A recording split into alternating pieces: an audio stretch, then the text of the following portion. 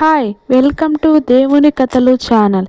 ఈరోజు మనం తెలుసుకోబోయేది ఆంజనేయ స్వామి అద్భుత శక్తి. భక్తి ఉన్న చోట భయం ఉండదు, శక్తి ఉన్న చోట అహంకారం అవసరం లేదు. ఈ రెండు లక్షణాలు ఒకే దేవుడిలో కనిపిస్తాయి. అతడే ఆంజనేయ స్వామి.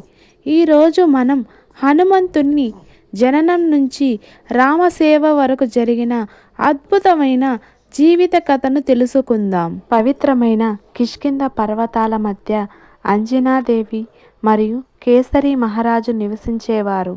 అంజనాదేవి పూర్వజన్మలో అప్సరస అయిన పుంజిక స్థల శాపవశాత్తు భూమిపై జన్మించి శివభక్తిగా ఘోర తపస్సు చేసింది.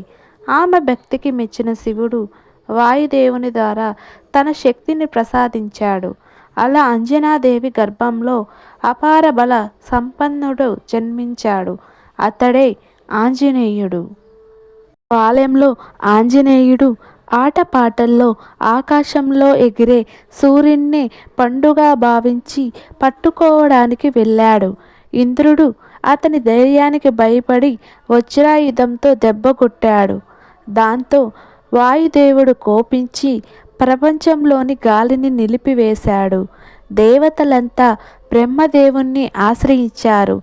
బ్రహ్మడు బాల హనుమంతునికి అమరత్వం, అపార బలం, వేదజ్ఞానం ప్రసాదించాడు. కాలక్రమేణా ఋషుల శాపం వల్ల తన శక్తులను మరిచిపోయాడు. తర్వాత రామావతారంలో శ్రీరాముడిని దర్శించిన క్షణమే ఆ శక్తులను మళ్ళీ జాగృతమయ్యాయి. సీతాన్వేషణలో లంకకు వెళ్ళి అశోకవనంలో సీతాదేవిని దర్శించాడు. రామనామ మహిమను లంకంతా చాటాడు. లంక దహనం చేసి రావణుని గర్వాన్ని చూర్ణం చేశాడు. యుద్ధంలో లక్ష్మణుడు మూర్ఛపడినప్పుడు సంజీవని పర్వతాన్ని తెచ్చి ప్రాణాలు నిలిపాడు. రామునికి సేవలో తన జీవితాన్ని అంకితం చేసిన హనుమంతుడు రామరాజ్య స్థాపన అనంతరం కూడా భూమిపై భక్తుల రక్షణకై నిలిచాడు. అందుకే ఆంజనేయ స్వామి భక్తికి, శక్తికి, సేవకు శాశ్వత ప్రతీకగా నిలిచాడు. నిజమైన శక్తి అనేది బలంలో కాదు, భక్తి, వినయం, సేవలో ఉంటుంది. ఆంజనేయ స్వామి అపార శక్తి కలిగిన వాడైన తన శక్తిని అహంకారానికి కాదు, ధర్మం మరియు భక్తుల రక్షణకే వినియోగించాడు.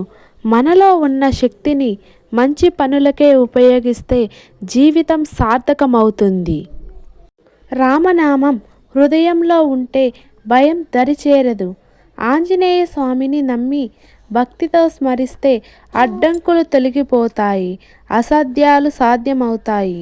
జై శ్రీరామ్, జై హనుమాన్.